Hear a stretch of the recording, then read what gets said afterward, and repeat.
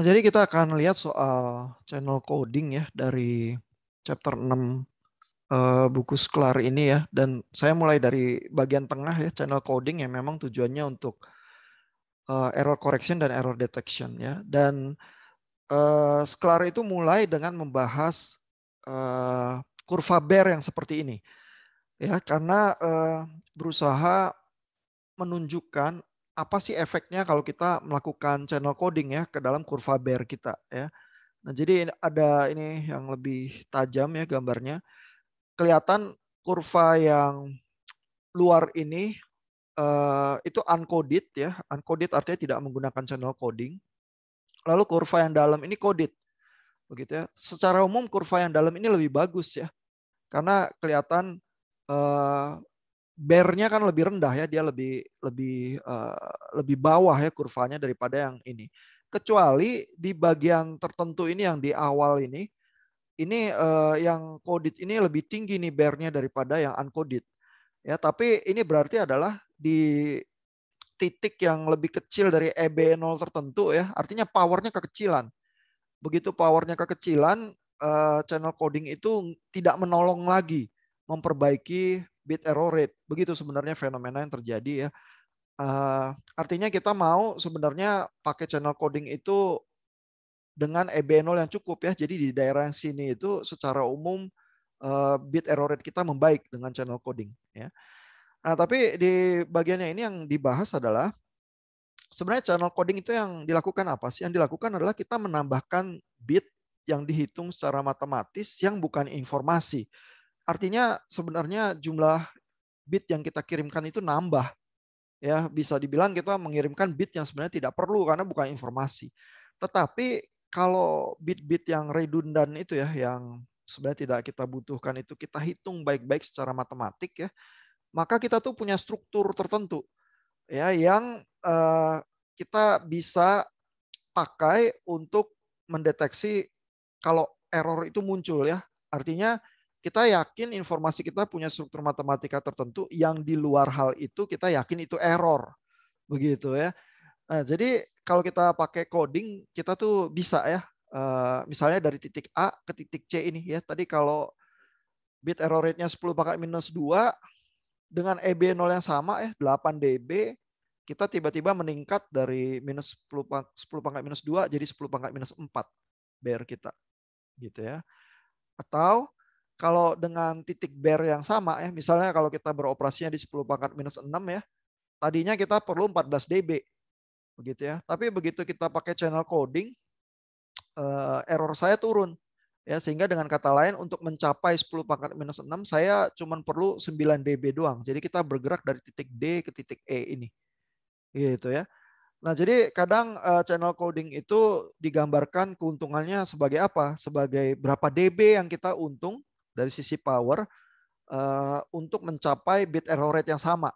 Ya, jadi ini dari 9 sampai 14 berarti kita untungnya 5 dB coding gain-nya gitu ya.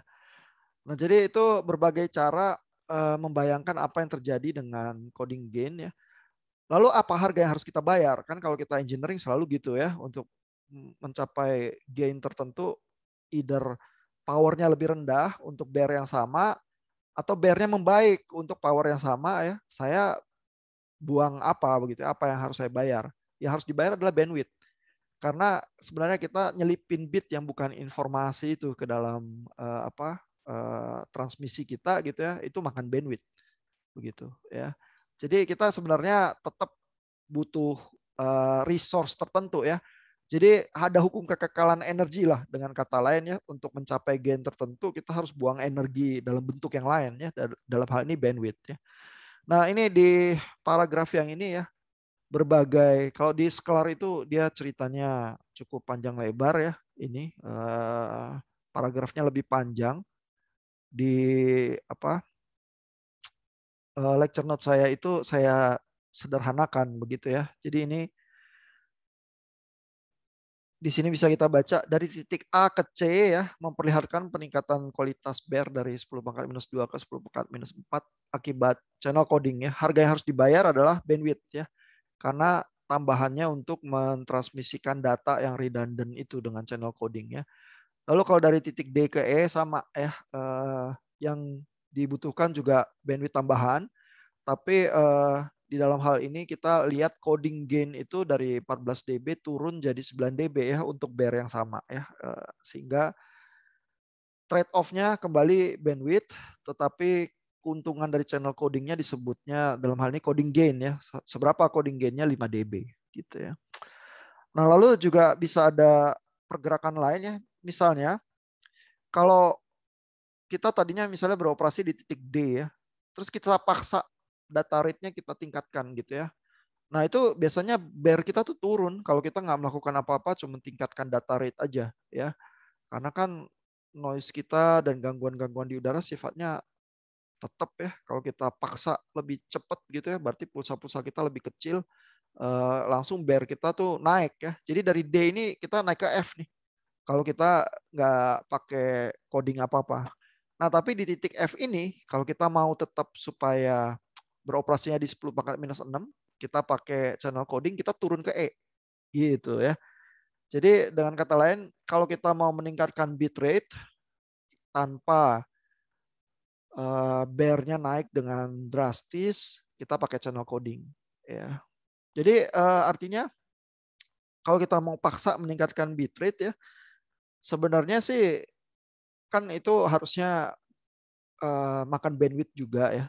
Tapi bandwidth-nya juga harus sedikit banyak digunakan untuk channel codingnya, karena kalau enggak bit error rate saya juga naik gitu ya. Jadi ada titik tertentu di mana kita tuh memang nggak bisa ningkatin bitrate lagi dengan bandwidth yang terbatas itu, karena ya kita terbentur dengan tembok fisik tertentu ya. Nah itu di situ Shannon itu ya kembali yang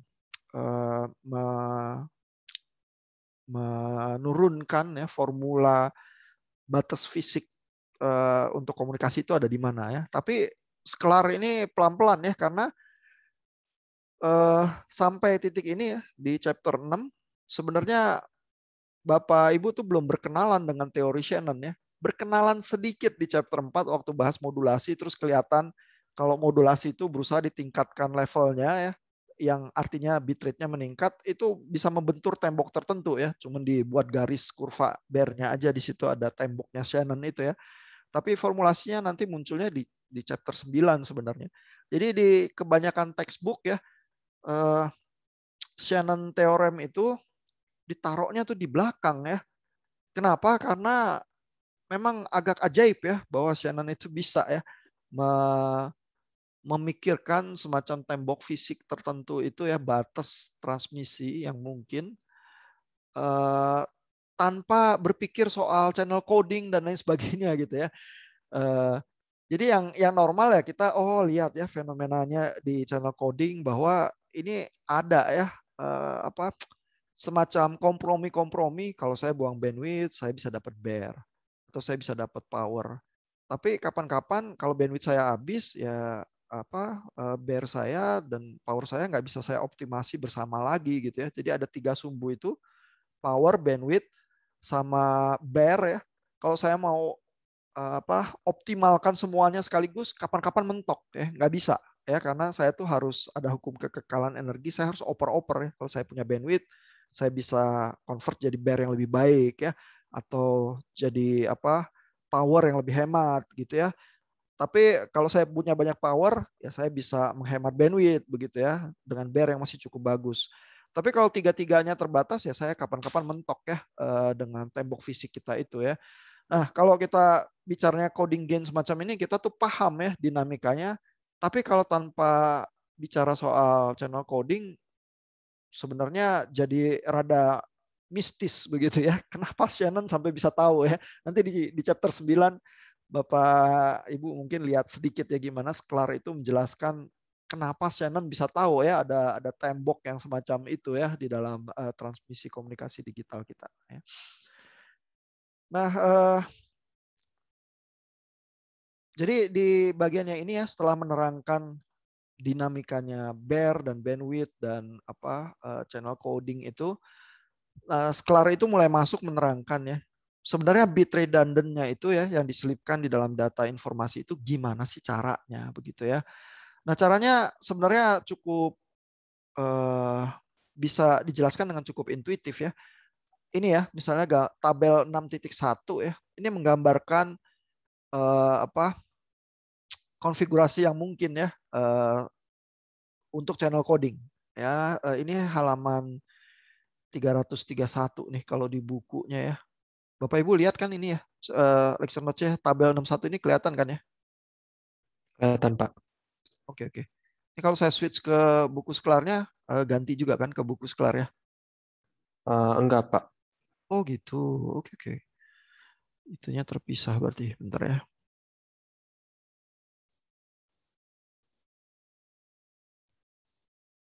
Oke, ini buku Sklarnya, halaman 331 ya.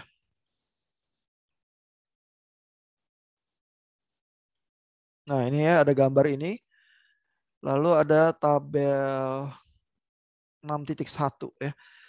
Nah, jadi tabel 6.1 ini ya, itu mengilustrasikan kalau saya punya informasi yang cuma 3 bit ya. Artinya tuh saya cuma punya 8 kemungkinan ya, karena 2 pangkat 3 kan ya. Jadi either saya 000, 100, 010 dan seterusnya. Terus kalau saya tambahin 3 bit lagi ya, jadi saya punya 6 bit ya. Berarti saya punya 2 pangkat 6 kemungkinan sebenarnya di dalam space coding saya begitu ya. Tapi saya cuma pakai 8. Sedangkan 2 pangkat 6 itu kan artinya 64 ya. Jadi saya punya 64 kemungkinan, tapi dari 64 kemungkinan itu saya cuma pakai 8. Nah, jadi fenomenanya nyelipin apa bit tambahan itu adalah memperluas space coding kita. Ya, dan kita bisa bayangkan ya di gambar yang ini. Kalau space coding kita perluas ya, katakanlah tadi cuma titik-titik yang tebal ini ya. Terus kita perluas, oh jadi lebih banyak ya, karena 2 pangkat N kan, 2 pangkat 6 berarti ada 64 titik. Nah tapi saya nggak pakai konstelasi 64 titik itu, saya nggak pakai semuanya, saya cuma pakai 8 ya, karena informasi saya 2 pangkat 3 ya, cuma 3 bit gitu ya. Nah jadi ada titik-titik yang nggak kepake. Ya, nah terus Bapak Ibu bayangkan, kalau kita lakukan transmisi, terus kita tahu ya, antara transmitter dan receiver udah tahu bahwa cuma titik-titik tertentu aja yang dipakai. Dan titik yang dipakai ini kita coba sebar supaya rada jauh. Ya, rada jauh itu artinya distance itu artinya perbedaan bitnya itu agak jauh gitu ya. Jadi misalnya di dalam tabel yang ini ya, antara baris pertama dan baris kedua distance-nya adalah 3 ya, karena beda 3 bit nih yang berubah. Ya, lalu baris kedua kepada baris ketiga juga beda, ini 1 bit, 2 bit, 3 bit, 4 bit ya. Distance-nya 4 ya. Jadi di coding yang ini ada yang distance-nya 3, ada yang distance-nya 4, tapi minimum 3. Gitu. Jadi ini disebarnya cukup jauh-jauh ya. Artinya nggak ada 2 deretan data yang cuma berbeda 1 bit misalnya gitu. Kalau cuma berbeda 1 bit berarti distance-nya itu dekat ya. Nah, artinya kalau sekarang saya transmisi sinyal ya, lalu kena error di udara ya, terus bitnya ada yang berubah dari 1 jadi 0 atau 0 jadi 1 gitu ya. Kalau error itu nggak besar, dia cuma geser ke titik yang cukup dekat gitu ya. Nah, terus kita jadi bisa tahu titik ini kan kita nggak pakai ya sebagai space informasi kita. Itu bagian yang redundant. Sehingga kalau di receiver itu menerima titik yang kita nggak pakai, kita tahu itu error gitu. Ya, jadi error detection itu terjadi seperti itu dengan memperbesar space coding kita. Kalau ada titik yang kita sebenarnya nggak pakai itu kita receive di receiver, kita tuh jadi langsung tahu itu tuh error, gitu ya. Nah itu error detection ya. Tapi kalau kita nyebar space-nya itu bagus ya, terus bit redundant kita banyak ya. Kalau titik kita tuh berubah karena error ya, kita tuh bisa nerka. Ya kalau titiknya deket banget ke titik yang kita pakai gitu ya. Kalau misalnya kita harus terka semacam maksimum likelihood ya, probabilitas mana simbol yang kita kirimkan gitu ya. Kita tinggal ngitung distance yang paling dekat itu, terus kita tebak itu tuh simbol yang dikirimkan sinyalnya gitu ya. Karena kalau distance-nya kita pilih yang lebih jauh, begitu ya, kita koreksi ke arah sana, berarti probabilitasnya turun bahwa itulah memang mungkin aja errornya sedemikian besar sehingga apa titik informasi kita mentalnya jauh ya. Misalnya yang ditransmisikan ini, tapi yang diterima ini gitu ya. Mentalnya jauh gitu ya. Sehingga kalau kita ukur distance-nya tampaknya yang titik yang ini lebih dekat ke sini daripada ke sini gitu ya. Nah, tapi probabilitas yang semacam itu kan kecil gitu ya. Lebih masuk akal kalau kita mengkoreksi ke titik simbol yang paling dekat gitu ya. Jadi kalau apa noise itu cukup kecil gitu ya, terus apa sebaran channel coding kita bagus ya, kita tuh bisa melakukan error correction ya dengan menebak data yang distance-nya lebih dekat ya, dengan probabilitas bahwa itulah memang apa data yang dikirimkan gitu ya. Jadi dengan cara demikian kita bukan hanya bisa melakukan error detection, melainkan juga error correction ya. Nah, lalu di bagian nah ini tuh mulai bagaimana menghitungnya ya. Tadi kan itu trik ininya ya, bagaimana membayangkannya. Tapi menghitungnya tuh bisa pakai apa trik-trik semacam matriks begitu ya. Nah, tapi saya mau tunjukkan yang lain dulu nih. Ini ya. Ini gambar 613 ya. Jadi ada jarak yang disebut dengan minimal Hamming distance ya. Jadi kalau coding kita buatnya bagus ya, lalu jarak antara setiap code word ini minimal misalnya di dalam tabel 6.1 ini adalah 3 ya. Jadi jaraknya minimal kalau kita ambil baris yang mana aja ke baris yang sebelahnya itu ada perbedaan minimal 3 bit begitu ya. Jadi agak renggang tuh karena distance-nya 3 ya. Dari yang cuma 6 distance, setiap bit yang code word yang kita pakai jaraknya 3 ya. Lumayan jauh ya. Nah, kalau Hamming distance kita ini yang minimal ini cukup besar ya. Jadi Hamming distance-nya bisa aja tidak merata ya. Antara setiap baris itu bisa ada yang 3, bisa ada yang 4. Tapi yang minimal itu 3. Nah, jarak minimal itu akan menentukan seberapa kemampuan error detection yang disediakan oleh channel coding itu. Ya, jadi misalnya seperti ini ya, bahwa ini gambar ini ya, kalau ada code word U dan code word V ya, terus jaraknya adalah 5 bit. Ya, katakanlah di dalam kasusnya ini minimal Hamming distance-nya 5. Jadi antara U sama V ini ada 5 titik nih. 1, 2, 3, 4, 5 jaraknya. Ya. Nah lalu kalau berarti kan ada 4 titik di tengah ini yang kita nggak pakai. Karena kita tahu yang kita pakai itu sebenarnya code word-nya adalah U dan V. Gitu ya. Jadi kalau kita terimanya R1 atau R2 atau R3 atau R4, yang mana aja titik yang di tengah ini kita tahu bahwa itu tuh error. Ya. Nah, kalau kita bisa error detection ya, banyak hal yang bisa kita lakukan. Ya, yang bisa dilakukan salah satunya adalah mekanisme automatic repeat request ya. Jadi receivernya itu akan minta transmitternya, ini error nih. Saya tahu karena saya bisa detect ini error. Kirim lagi dong data yang itu tadi. Yang data yang keberapa ya, karena kan setiap paket data ada nomor sequence-nya dan lain sebagainya. Terus kalau ke detect sequence yang ini error, dia bisa minta lagi transmitternya ya, minta diulang gitu ya. Nah, jadi bisa detection aja udah menguntungkan ya. Dan di dalam hal ini error maksimum yang dapat dideteksi adalah 4 bit ya, karena jaraknya tuh 4 ya, yaitu 4 itu didapat dari Hamming distance minimumnya 5 kurang 1 ya.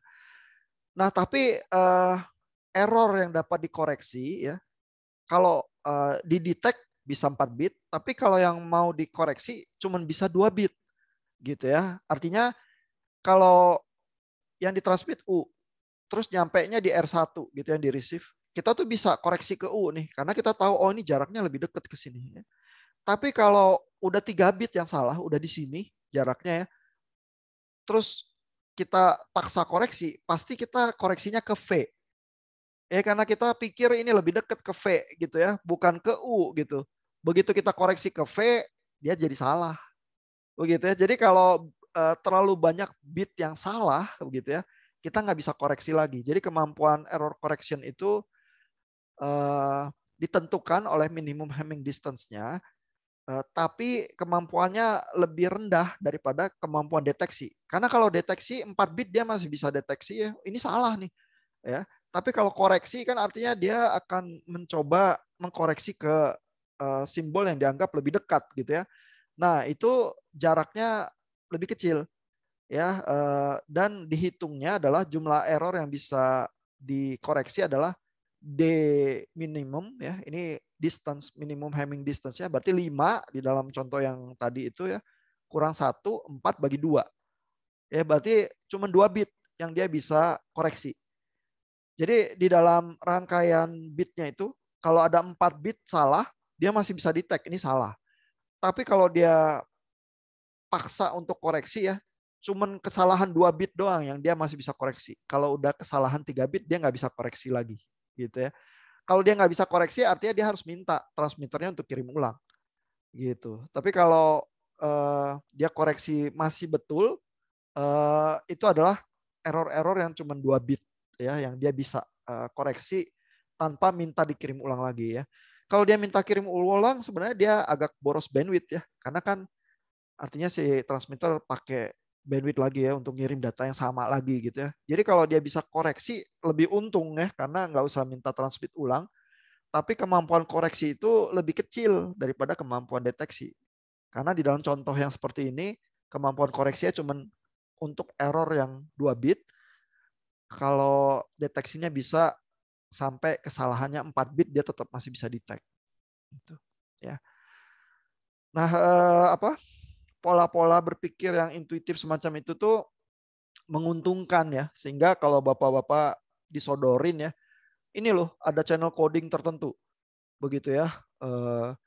Misalnya Bapak-bapak dikasih tahu dari 128 bit ditambah lagi redundant 128 bit sehingga yang dikirim 256 bit gitu ya. Terus Bapak-bapak pengen tahu kemampuan deteksi errornya berapa bit sih? Atau error koreksinya berapa bit sih? Nah, terus Bapak tanya, minimum Hamming distance-nya berapa? Ya, code-nya itu disebar, jarak dari setiap code word itu yang paling minimal. Kalau paling minimal jaraknya paling dekat itu kan titik terlemah ya di dalam coding kita. Karena di situ yang gampang error gitu ya. Nah, biasanya sih semua channel coding itu berusaha nyebarnya rata gitu ya. Tapi kan nggak bisa benar-benar sama distance-nya ya. Di dalam contoh yang tadi aja ada yang 3, ada yang 4 begitu ya. Tapi minimum 3 gitu ya. Nah kalau code word-nya lebih banyak ya bisa dibuat minimum 5 ya. Seperti contoh untuk ngitung error correction dan error detection itu ya. Kalau di dalam kondisi sebenarnya bisa ratusan ya. Karena bit yang kita tambahkan jumlahnya juga bisa ratusan gitu ya. Nah kalau udah gitu kemampuan error correction dan error detection-nya bisa cukup bagus ya. Artinya puluhan bit ngaco aja dia masih bisa detect dah, dan dia masih bisa koreksi juga. Nah mungkin itu dulu kali. Ada pertanyaan nggak sejauh ini? Ini Pak, saya mau nanya Pak, itu U Ya, sama V itu sebenarnya message vektornya kan Pak ya? betul. U sama V ini di dalam ilustrasi ini message vektornya. Oh, Tapi yang kita kirim ya selalu code word-nya ya. Jadi kita nggak pernah kirim 3 bit yang ini ya, selalu udah ditambahin transmisi itu udah jadi 1 tuh. Begitu ya. Jadi sebenarnya U sama V ini udah panjang ya, tapi yang kita pakai untuk apa benar-benar berisi informasi ya U, V, tapi sisanya kan banyak titik-titik lainnya ini yang redundant itu. Ya karena kan kita punya 2 × 6 kemungkinan berarti punya 64 kemungkinan tapi kita cuma pakai 8 ini. Ya berarti U sama V-nya diambil dari sini misalnya kalau yang 000 berarti yang ini nih. Ini kan misalnya ya yang 6 bit ini kita nggak lihat semua kemungkinan. Kita cuma lihat kemungkinan-kemungkinan tertentu aja ya. Dan kelihatan misalnya kalau ini message vektornya 100, ini ditambahin di bagian belakang ini 100. Tapi di bagian depannya ini dihitung supaya Hamming distance-nya itu bagus. Gitu ya, ditambahin 110. Dan kita tuh nggak melihat 64 kemungkinan di sini, cuman tetap 8 kemungkinan. Ya, jadi U sama V itu code word-nya sebenarnya. Ya. Mudah-mudahan Iya, menjawab. iya Pak. Apa sama satu lagi Pak, kalau misalnya jarak U sama V-nya itu 6 bit gitu Pak misalnya Pak. Hmm. Dan apa sama-sama error-nya misal 3 bit 3 bit gitu Pak. Itu decision line-nya gimana Pak? Maksudnya mereka tahu ini masuk ke region 1, masuk ke region 2, sistemnya gimana Pak? Kalau jaraknya 6 ya. Iya, kalau ini kan jaraknya 5 bit Pak ya. Artinya error maksimumnya kalau bisa ditulis 4 bit di sini Pak. Artinya jadi bisa condong ke salah satunya kan Pak. Karena Iya. decision line-nya gambar di tengah. Kalau misalnya dia eh, kayak 6 gitu Pak, kan artinya dia Ada titik yang bisa, di tengah. iya, ada titik di tengah gitu Pak. Iya, kalau ada titik yang di tengah ya pas jatuh jadi rumus kemampuan deteksinya tetap D min minus 1 ya. Jadi kalau 6 berarti 5 bit dia masih bisa detect karena kan di tengahnya ada 5 titik yang nggak dipakai yang redundant. Tapi kemampuan deteksi kemampuan koreksinya adalah ini ya, 6 kurang 1, 5 bagi 2, tapi di round ke bawah. Begitu, jadi tetap 2 bit. Ya, ini kan ini di rounding ke bawah ya. Jadi harusnya 5/2 kan 2,5 gitu ya. Tapi ya berarti berapa yang bisa dikoreksi ya tetap 2 sih. Nggak bisa jadi 3 karena 3 ya udah di batas kesalahan itu ya, nggak tahu lagi mau koreksi kemana juga. Oh ya Pak. Oke, terima kasih Pak. Iya. Nah, itu tadi soal secara intuisi ya bagaimana error correction dan error detection itu bisa terjadi ya di dalam space coding yang ditambahkan bit yang redundant itu. Nah, tapi ngitung bagaimana sih kalau saya punya message vector ini, saya mau ngitung code word-nya ya. Nah, itu bisa menggunakan trik-trik matematika tertentu ya. Di dalam hal ini di Sklar itu dicontohin misalnya kalau linear block codes ya, itu Hamming codes itu istilahnya termasuk block coding ya. Block coding itu artinya sebenarnya saya tuh punya blok-blok code word tertentu ya. Berapapun panjangnya di dalam hal ini 6 bit ya, tapi saya bisa punya 128 bit, 256 bit dan sebagainya. Tapi yang penting adalah saya tuh transmisinya satu blok gitu ya. Begitu satu blok, coding yang berikutnya itu nggak berhubungan sama blok saya yang ini gitu ya. Di situ coding yang baru lagi gitu ya. Satu blok lagi. Lalu juga kelihatan ada struktur yang cukup rapi ya, bahwa message vector ini itu nggak diacak masuk ke dalam code word-nya ya, melainkan ini ada blok tertentu ya yang di bagian belakangnya ini ya, itu yang berisi code word-nya sebenarnya, berisi message vektornya sebenarnya. Jadi kalau di sini 101 ya, di bagian belakang ini 101 juga. Di depannya ini yang penambahannya ini. Ya, jadi caranya menambahkan bit juga cukup rapi gitu ya. Orang selalu tahu oh yang di bagian belakang itu sebenarnya yang message vector, yang depannya itu yang tambahan. Cuman kan kalau udah ditransmisikan di channel, kita nggak tahu lagi yang mana yang error ya. Depan atau belakang yang error kan kita nggak bisa tahu. Cuman kita tahu secara keseluruhan dia punya struktur Hamming distance tertentu ya, karena itu Hamming code yang kita pakai gitu misalnya. Dan kita selalu tahu bagian belakang itu adalah sebenarnya message vector, bagian depannya itu yang redundant gitu ya. Nah, menghitung yang seperti itu bisa pakai model matriks seperti ini ya. Jadi kalau kita punya generator matriks G gitu ya, dan G ini isinya baris-baris ini bisa diamati ada di tabel 6.1 itu sih sebenarnya ya. Nah, kalau kita punya generator matriks ini G, lalu kalau kita kalikan dengan message vector ya, kita tuh bisa menghasilkan code word-nya begitu ya. Sebentar.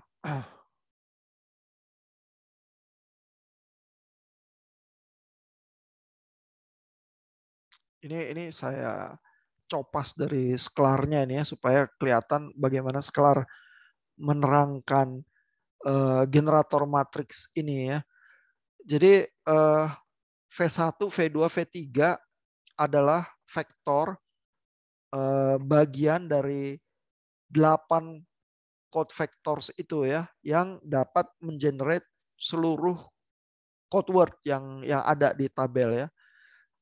Perhatikan bahwa jumlah dari 2 generating factors tidak menghasilkan generating factors yang lain begitu ya. Jadi ya ada aturan-aturan tertentu ya bagaimana menyusun generator matriks ini ya. Nah, sehingga kalau ini kan ini message vektornya ya, yang di depan ini 110 katakanlah gitu ya. Jadi kalau kita cari di tabel ya, ini 110, maka code word-nya itu jadinya adalah 101 110. Ya, tapi bagaimana menghasilkan code word yang ini ya adalah message vector ini 110 dikalikan dengan generator matriksnya. Ya, jadi 110 ini dikali G ini ya dikali V1, V2, V3 begitu ya, melakukan perkalian vektor ya. Maka kita dapat ini ya. Kan G-nya bentuknya seperti itu. Jadi setiap kali kita kalikan, kita dapat satu angka ya, lalu berarti kita dapat 1 kali 6 nih hasil perkalian vektornya. Ya, dan kalau kita lihat 110 dikali baris yang pertama aja ya, 1 kali 1 tambah 1 kali 0 tambah 0 kali 1 berarti dapatnya 1 gitu ya. Terus kita gituin terus ke setiap baris ya, nanti yang muncul adalah code word-nya nih untuk message 110. Gitu. Jadi dengan kata lain mesin kita kalau kita program ada generator matriksnya, terus ada message vector tertentu yang masuk, kita kalikan sama generator matriksnya, kita selalu dapat code word-nya. Gitu ya. Karena kan tabel ini gimana menghasilkannya ya? Ya itu bisa pakai generator matriks itu, terus message vectornya dikali generator matriksnya, kita dapat seluruh kemungkinan yang di sini, yang di code word-nya itu. Ya. Nah, lalu di receiver apa yang dilakukan ya? Di receiver kalau kita pakai taktik yang semacam ini ya, pakai generator matriks, di receiver tuh kita bisa membentuk ya dari G itu yang disebut dengan parity check matrix H. Ya, jadi H-nya itu kita bentuk dengan ini ada, kalau kita lihat G itu ya, bagian belakangnya ini matriks identitas nih karena di diagonal ini 1 ya. Terus di depannya ini bagian dari code word tertentu begitu ya. Nah, jadi ini ada bagian di depan P, belakangnya identitas begitu ya. Nah, H-nya parity check matrix itu bisa kita bentuk, depannya itu matriks identitas, belakangnya itu P transpose. Gitu. Jadi kalau kita tahu G, kita bisa hitung H sebenarnya. Ya, demikian juga kalau H bisa tahu H transpose ya. Jadi H transpose bentuknya seperti ini, bagian atasnya matriks identitas, bagian bawahnya P. Padahal P-nya dapat dari generator matriks. Gitu ya. Nah, lalu kalau kita punya parity check matrix itu ya, kalau kita punya H yang seperti ini ya, nah kita bisa melakukan sesuatu yang disebut syndrome test. Ya, syndrome test ini ya adalah kalau kita receive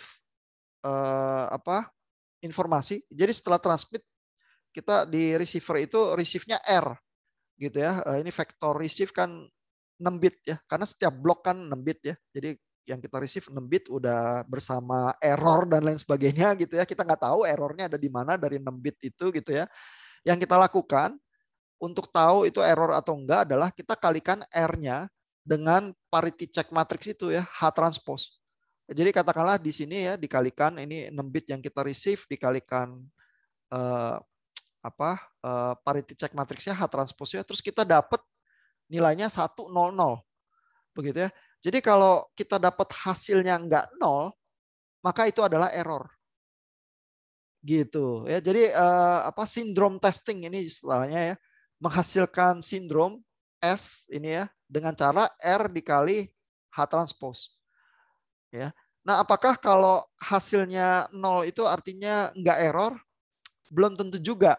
Ya, kalau hasilnya 0 itu artinya either enggak error atau errornya sedemikian besar sehingga simbolnya itu jatuh di code word yang memang dipakai juga untuk transmisi. Gitu. Kan kita ingat bahwa space codingnya itu cuman kita pakai beberapa kemungkinan aja ya, yang dari 8 itu ya, 2 pangkat 3 dari 3 bit informasi yang kita punya. Jadi kan kita nggak pakai semua.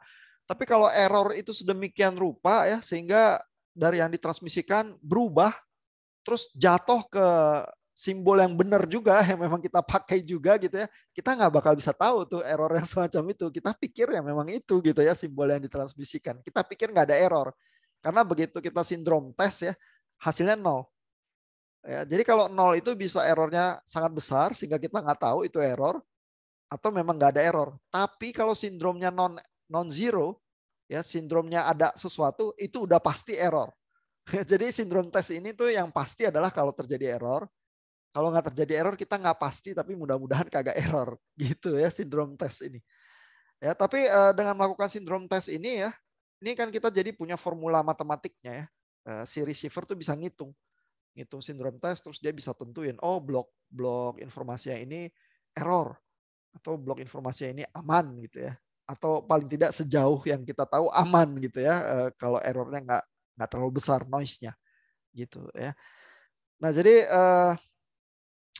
cara perhitungannya secara sederhana bisa main matriks-matriksan ini ya, di transmitter pakai generator matriks untuk menghasilkan code word-nya, di receiver pakai parity check matrix H transpose ini, lalu melakukan perhitungan sindrom.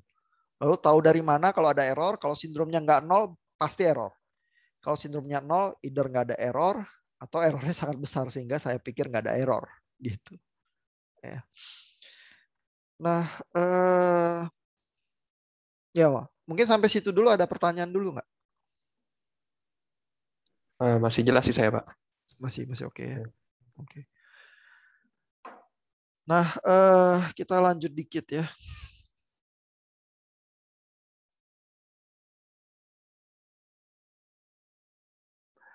Nah, jadi linear block codes itu ya, ada juga yang sifatnya bisa cyclical ya. Nah, kalau cyclical berarti itu dia ada semacam struktur yang bersifat siklis gitu ya. Sehingga dia bisa dihitung dengan struktur shift register dengan polinomial ya. Ini ada saya kasih catatan kakinya, ini halaman 356 366 ya. Memang di lecture notes ini saya nggak memperinci lebih jauh ya, tapi bisa dilihat di Sklar ya. Coba kalau saya kasih lihat dikit ya. Halaman 356.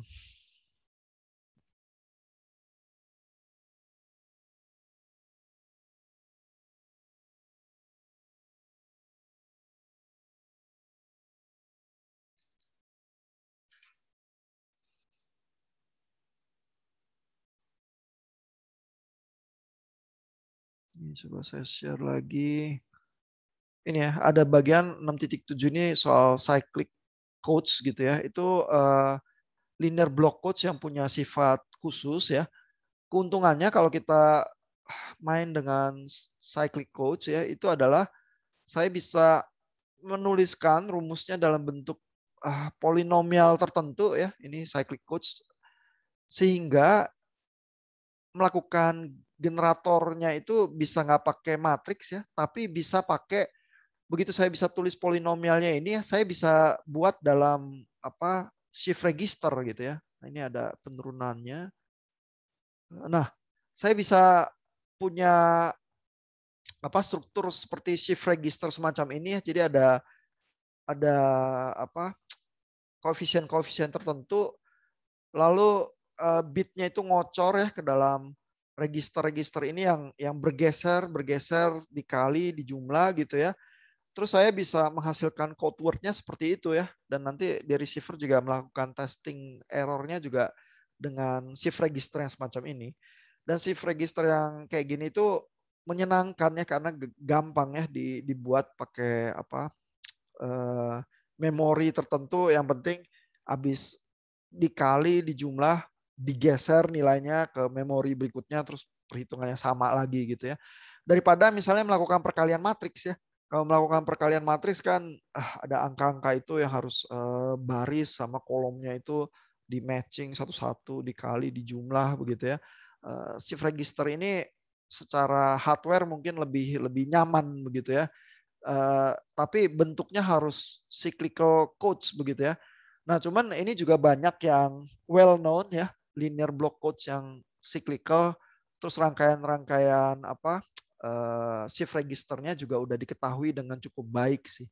Ya, jadi kalau bisa lihat apa feedback polinomialnya itu ya, persamaan code-nya, terus feedback polinomial ini menunjukkan ini X pangkat berapa nih yang ada begitu ya, cabang mana yang kita harus proses di dalam shift register kita, itu tergantung dari persamaan polinomial yang membentuk apa shift register kita itu gitu ya. Nah, ini kalau mau dilihat detailnya ada di penjelasannya di Sklar ya. Tapi poinnya adalah kita bisa membentuk ya secara matematika linear block codes kita dalam bentuk yang cyclical, sehingga keuntungannya kita bisa memproses waktu transmisi maupun waktu receive dengan bantuan shift register gitu ya. Tapi secara matematika sebenarnya apa fenomenanya kenapa bisa melakukan error detection dan correction tetap sama ya. Itu tetap apa block codes yang sama, cuman kalau dibentuk cyclical kita punya keuntungan metode perhitungannya itu yang jadi bisa ada yang secara hardware lebih enak gitu sih. Ya. Iya. Nah, eh, ini di bagian akhir dari lecture notes ya, saya ambil satu kurva bear yang agak besar ya, yang membandingkan berbagai jenis eh, block codes ya. Jadi salah satu jenis yang paling terkenal itu Hamming block codes ya. Lalu di sini ada apa notasinya ya. Hamming 7,4 yang di depan itu adalah angka ininya berapa banyak bit yang dikirim ya. Lalu 4 ini adalah informasinya berapa panjang gitu ya. Jadi ini notasi ini menunjukkan sebenarnya bit redundant yang ditambahkan berapa sehingga code word kita totalnya berapa gitu ya. Misalnya yang Hamming 15,11 ya. Ini lebih bagusan daripada Hamming yang 74 begitu ya. Lalu Hamming yang 3126 ini lebih bagus lagi gitu ya. Biasanya kalau kita tambahin redundantnya lebih banyak jadi lebih bagus sih. Coba bentar ya. Ini supaya saya nggak salah baca itu ya notasi Hammingnya. Coba kita lihat. Itu tuh ada di halaman figur 6222 ya.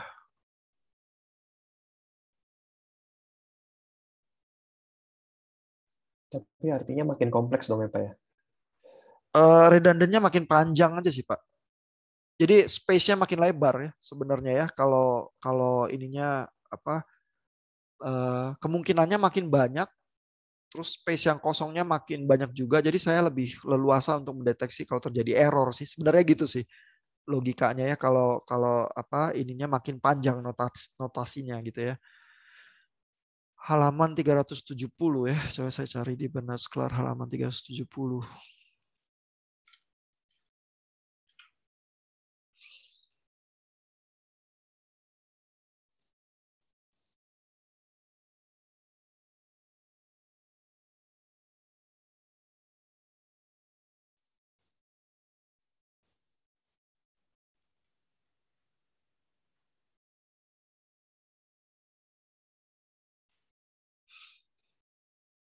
Nah, ini ya.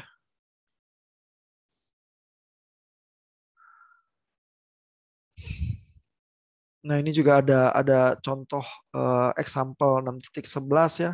Ini Hamming 7,4 ya. Jadi notasinya N, K ya. Eh, coba kita lihat ada penjelasannya nggak, N itu apa, K itu apa ya.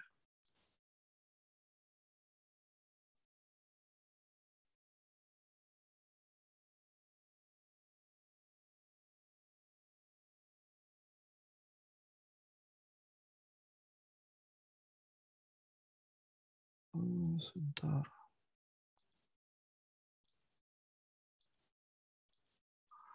Ini bagian yang saya klik codes itu mungkin di depan kali tadi penjelasannya ya, N, K-nya.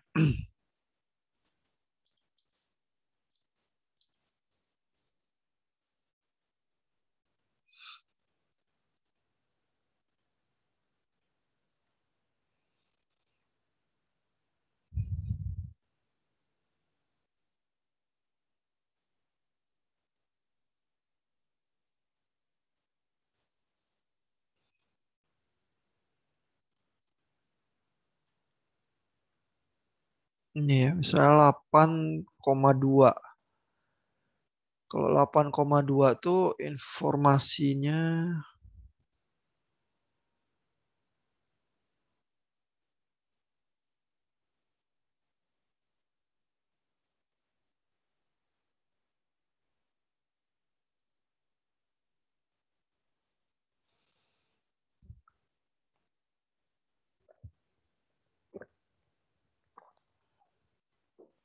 masih ada di atas tuh penjelasannya, bentar.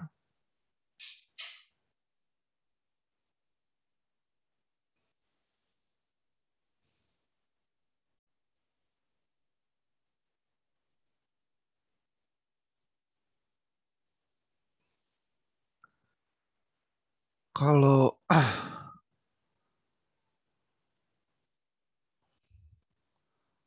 ini ada yang 127, 106. Ya, cukup banyak nih contoh-contoh dari saya cuma pengen tahu notasinya aja tuh. N itu apa, K itu apa. Bentar ya. Iya Pak, nggak apa-apa Pak.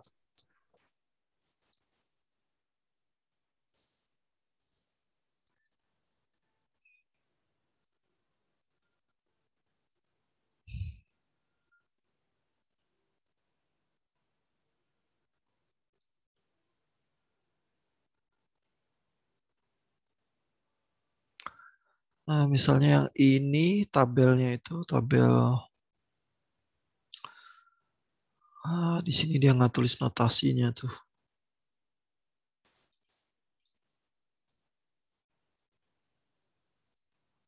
Yang perhitungan sindromnya ini yang diterangkan nih dengan cukup panjang ya. Kalau mau dilihat lebih detail bisa dilihat di sini sih di apa lecture note saya cuma ambil contoh aja. Oh ini kalau yang seperti ini tabel 6.1 ini adalah 6,3 codes ya. Jadi artinya yang N, K, K-nya itu adalah message vektornya, lalu N-nya itu code word-nya.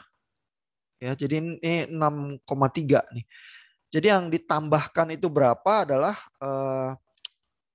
N-nya kurang K ya. Jadi yang diselipin sebagai bit yang redundant itu adalah 6 kurang 3 gitu ya. Yang diselipin makin banyak, biasanya ininya lebih bagus ya. Apa kemampuan error detection dan error correctionnya. Karena space-nya itu makin gede gitu ya. Coba kita lihat ya. Di halaman itu tadi ya. Apa? Oh sorry, kelewatan.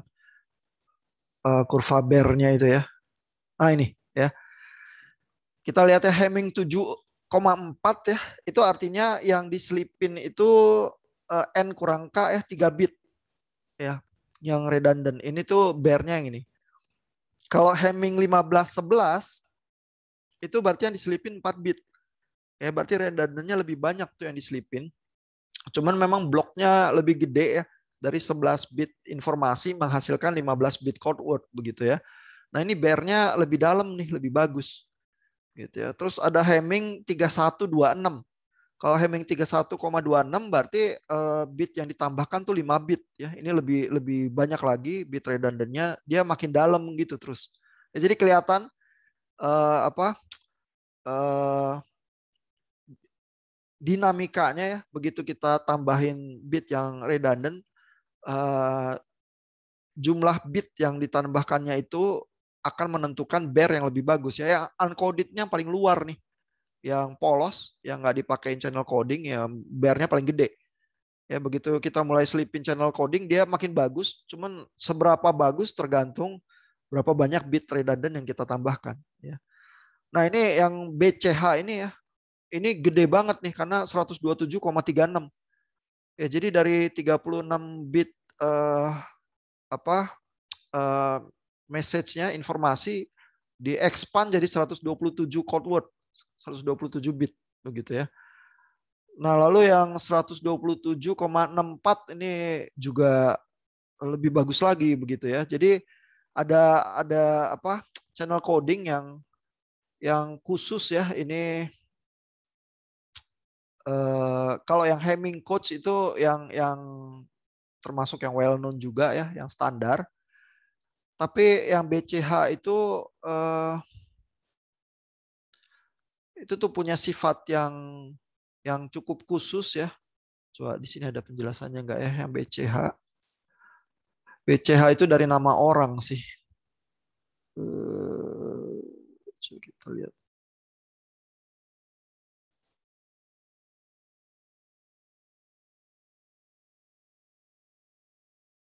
Oh, nggak dikasih tahu ya namanya ya. Coba saya ambil di lecture notes ya.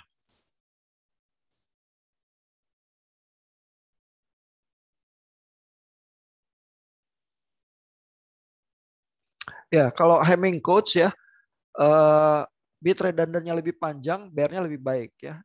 Extended Golai coach dan BCH coach terlihat lebih kuat ya, mempunyai bare yang lebih baik daripada Hamming coach ya. Jadi yang BCH ini lebih dalam ya. Yang Golai juga itu kode-kode yang khusus ya. Lalu di sini ada informasi tambahannya untuk kode BCH yang menunjukkan hasil bare yang berlawanan dengan ekspektasi ya. Misalnya BCH 12764 bare-nya lebih baik ya daripada 12736. Ya, padahal kan 12736 ini bit redundant-nya lebih panjang ya. Sklar mengatakan bahwa coding gain maksimum untuk BCH code ada di antara code rate sepertiga dan 3/4 ya. Jadi code rate ini adalah menunjukkan seberapa banyak juga ya bit redundant yang diselipkan ya. 1/3 artinya dari satu message word dijadiin 3 code word begitu ya. Ya misalnya kalau 3 bit ya berarti jadi 9 bit yang keluar gitu ya, sepertiga. Terus ada juga 3/4 ya. Jadi mungkin yang umum juga nambahin 2 kali lipat message redundant ya, jadi setengah ya. Itu juga termasuk code rate yang umum ya. Nah, jadi kode BCH 12736 ya, ini code rate-nya 36/127 ya. Ini tuh lebih kecil daripada sepertiga ya. Terus coding gain-nya itu lebih buruk ya. Sedangkan BCH ini yang code rate-nya setengah, itu tuh nilainya antara sepertiga dan 3/4 ya, menunjukkan coding gain yang lebih optimal ya.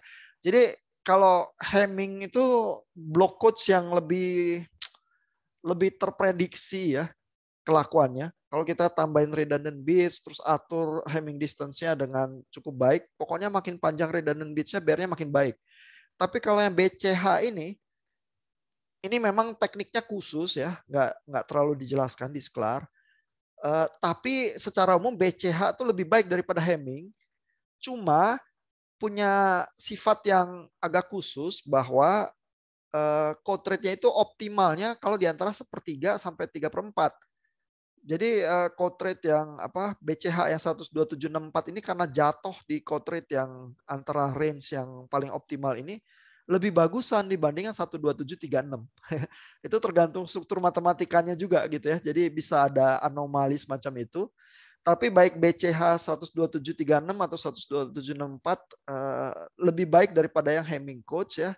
Cuman kayak yang mana yang lebih baik kalau BCH nggak terlalu linier ya tampaknya relasinya begitu ya. Jadi ada kekhususan tersendiri begitu ya, bahwa di code rate tertentu dia optimal gitu.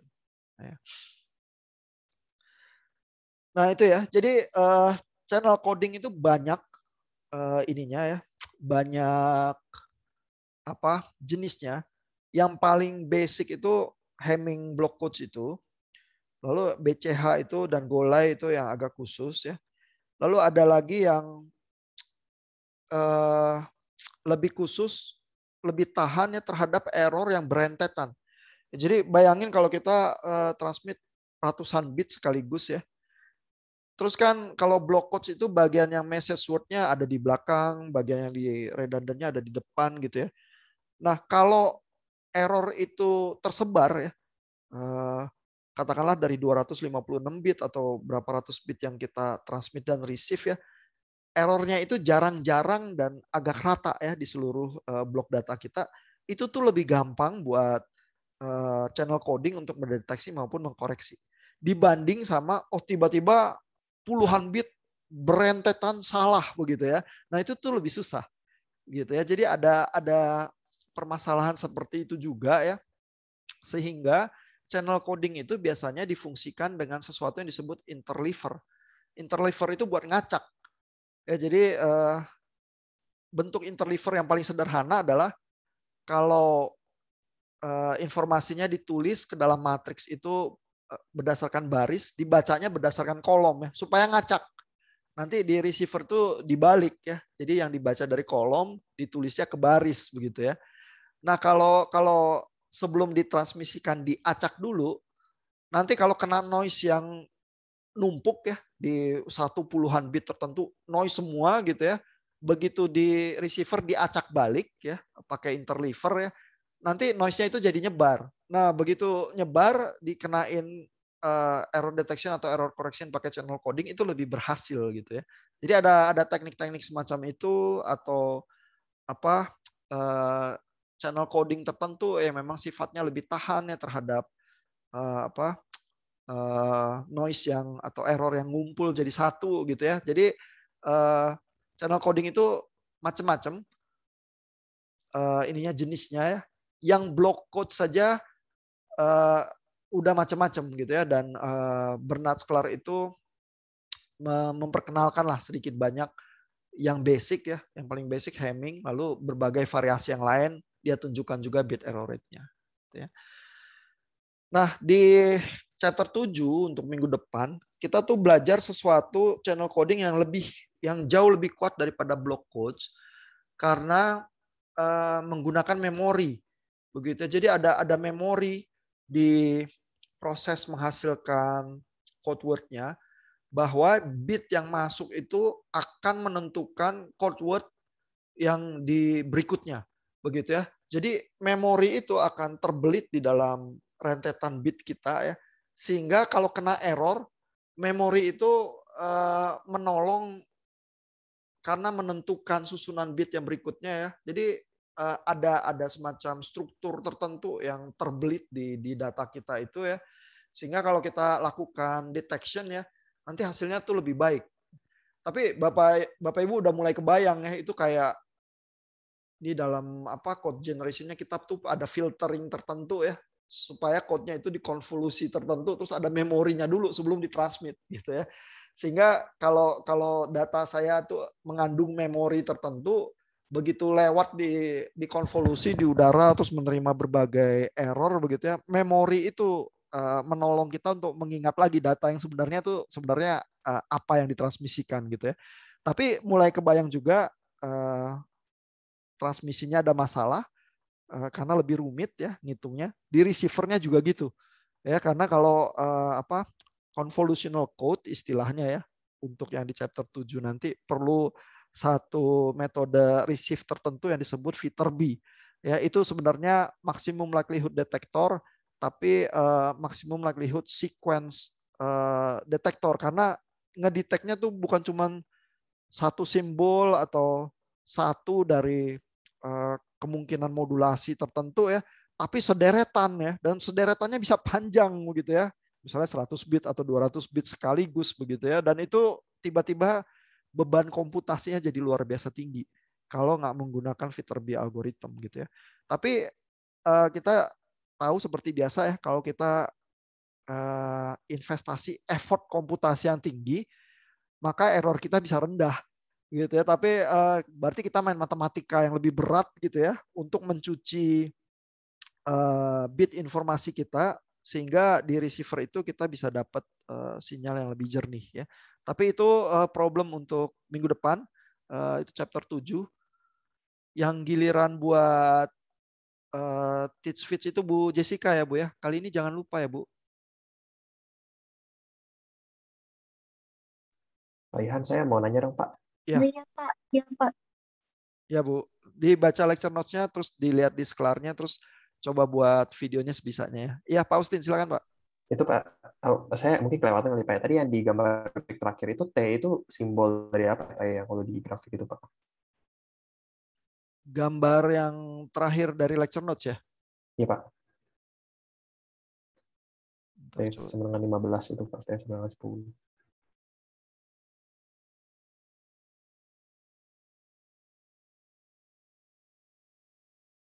OT-nya ini ya.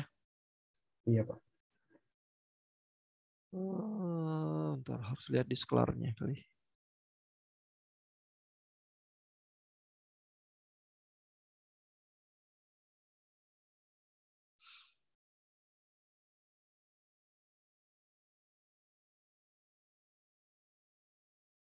Iya, sklarnya juga nggak menjelaskan tuh, nggak ada tuh T-nya. Iya Pak. Tadi saya takut kelewatan sih Pak. Iya Pak. Iya, karena dia juga ngambil ya, ini dari paper lain nih. Tahun 1979 nih, harus cari papernya ini paper IEEE tertentu ya. Tapi berarti buat sklar yang penting dia ingin menunjukkan itu ya, efek berapa panjang bit redundannya terhadap performa dari bare-nya sih. Ya ini yang ada dibahas itu yang efek code rate sepertiga dan 3/4 itu tadi ya. Iya Tapi Pak. diskusi soal T-nya tuh nggak ada tuh di sini. Iya Pak. Terima kasih Pak. Oke. Nah, tapi bagian awal dari apa lecture notes kita ini yang tadi kita lewatkan belum sempat kita bahas ya. Saya coba secara cepat tunjukkan ya.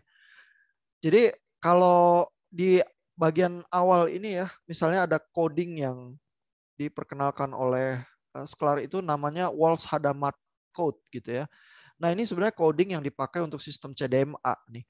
Jadi Walsh-Hadamard matrix itu ya bisa menghasilkan kode-kode yang sifatnya ortogonal gitu ya. Jadi bisa dari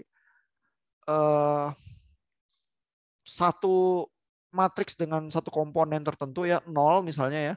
Lalu caranya menghasilkan Walsh-Hadamard matrix itu 0 ini di-copy ke kanan sekali, di-copy ke bawah sekali, tapi ke yang diagonalnya itu diambil lawannya ya. Jadi satu. Sehingga H1 ini kayak gini. Kalau kita mau menghasilkan H2 ya, panjangnya 4 berarti ya Maaf kalau Pak, H1. ini belum diganti ya sih Pak? Masih grafik itu Pak di Oh code. sorry, belum kelihatan ya.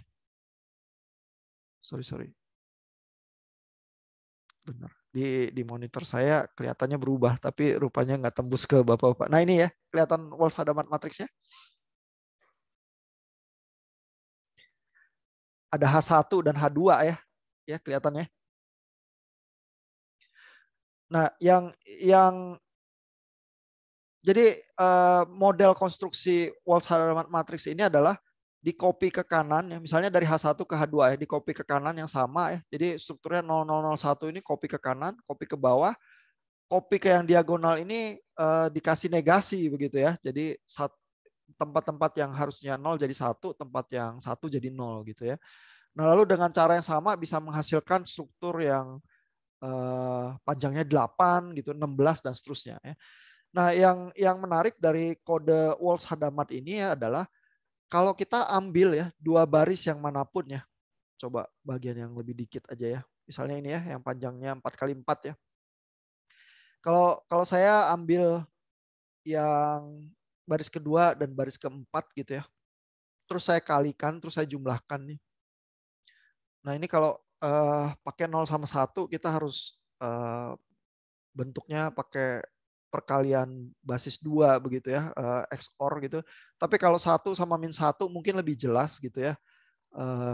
Jadi nggak pakai notasi 0 tapi pakai -1 sehingga kalau dikalikan nanti hasilnya bisa negatif dan positif. Terus nanti dijumlahkan ya. Kalau kita bayangkan ya, kalau ini misalnya min satu ya. Ini kalau kita kalikan jadi 1. Kalau ini 1 sama min 1 ini jadi min 1 ya. Jadi 1 min 1 min 1 1 begitu ya. Terus kita jumlahkan ya. Jadi kita kalikan terus kita jumlahkan ya. Dengan kata lain kita korelasi gitu ya. Itu hasilnya 0. Ya, dan baris manapun yang kita ambil dari Walsh-Hadamard matriks ini kalau kita korelasi hasilnya tuh 0. Ya, sehingga dengan kata lain setiap baris dari code ini tuh ortogonal gitu ya. Nah, sehingga sistem CDMA itu bisa memakai code yang demikian ini karena sifatnya ortogonal. Artinya, kalau saya sebelum transmisiin ke udara ya, sinyal saya itu saya kalikan dengan baris dari Walsh-Hadamard matriks itu ya.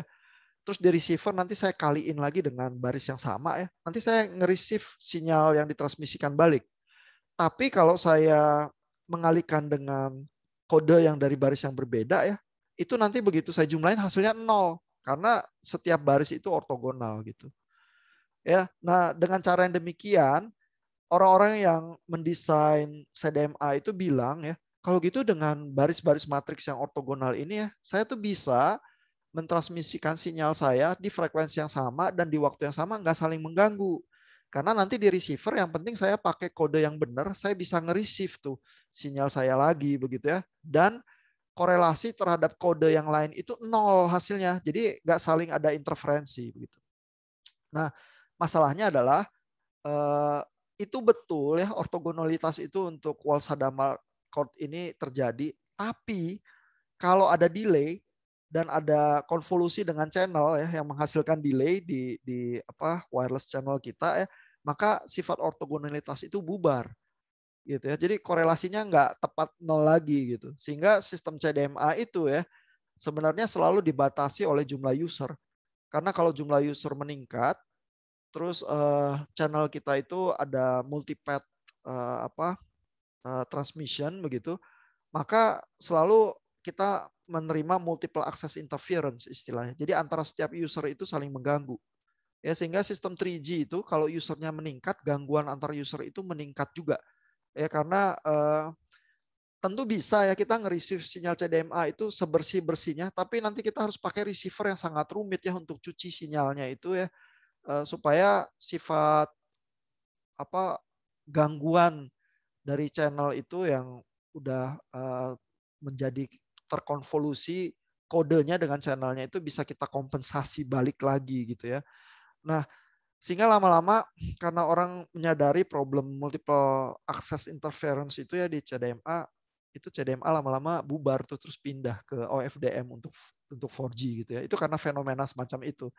Tapi code-nya ini code-nya terkenal ya karena semua sistem 3G yang pakai orthogonal codes ini pakai varian-varian dari Walsh-Hadamard code ini nih. Makanya Sklar itu memperkenalkan di awal chapter 6-nya ini salah satu jenis coding tertentu begitu yang dia bilang. Tapi ini bukan buat channel coding nih.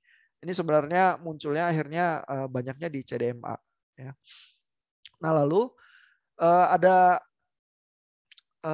ARQ mekanisme ini ya yang diperkenalkan oleh Sklar juga. Ini adalah metode untuk meminta transmisi ulang kalau terjadi error. Ya, jadi ada tiga jenis ya.